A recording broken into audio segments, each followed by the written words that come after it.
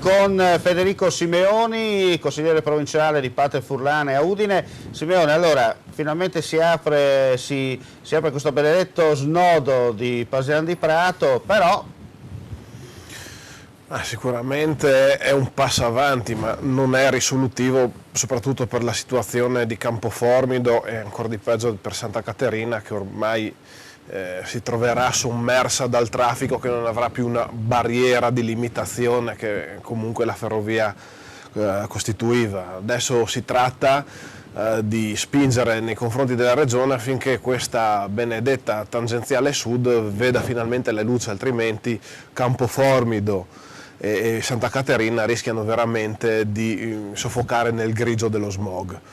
ecco, sta di fatto che qualcuno già esulta dicendo abbiamo tolto una barriera e via dicendo, ma lei insomma ha sottolineato un piccolo particolare, perché probabilmente le code aumenteranno e vedremo un lungo serpentone d'auto dal semaforo fino oltre probabilmente al sottopasso, mentre prima, come ha detto, le barriere facevano un po' da spartitraffico e in un certo senso segmentavano, no, l'inquinamento. Certo che è un'opera epocale, però manca un po' la programmazione tempistica consecutiva per quanto riguarda le opere che sono state eseguite prima a Basaldella, certo, con il sottopasso che è stato fatto per la tangenziale, e adesso per il sottopasso della ferrovia.